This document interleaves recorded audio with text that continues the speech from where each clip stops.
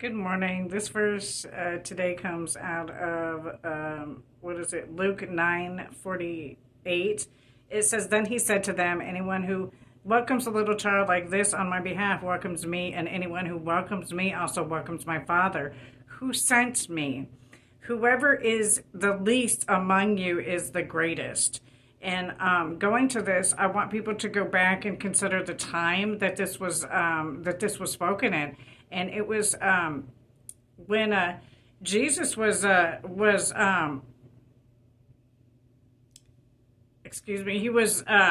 talking. He had just delivered a demon possessed boy, and in a time when they didn't really think that he was who he said he was. And so he didn't worry too much about who was gossiping and getting him confused with others. What he worried about was doing his work that God had put him in purpose for. So remember this when you're talking about doing God's work and not worrying about what other people think. Because in retrospect, you're not here for others. You're here for serving God and his purpose and following his commandments in the process of it. Now, again, none of us is perfect. We're all born in sin.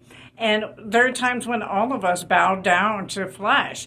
And so in the process of that, remember that when you are speaking to people that you're trying to encourage to stop sinning, use yourself in testimony when you have something to relate to.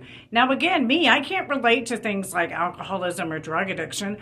Those are not things that I can claim because I have not experienced the addiction and the suffrage of these types of affliction. However, I do have other things that I was addicted to, like tobacco, and things of that nature, food as well. And in the process of that, it caused me a lot of problems. And when I was truthfully and honestly delivered and gave myself in completeness to God and said, I can't do this anymore. I can't do it by myself. Please help me. Please help me to find my way out of these addictions and help take the taste out of my mouth so that I can serve you better, knowing that I'm not here for myself. And bowing to these things of the flesh is selfish. It's something that I was doing that was causing myself harm, knowing that I wasn't following the covenant that I myself had made with God.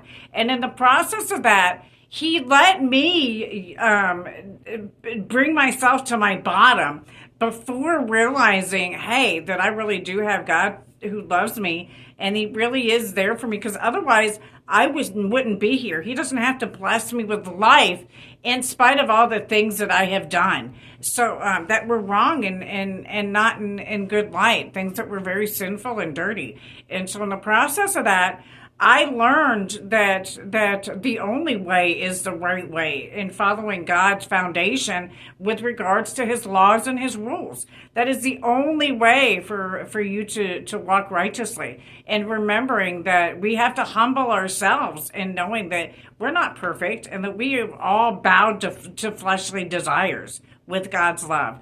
I hope I've been some help today. God bless America. Back the badge and support the Purple Gang. God bless you all.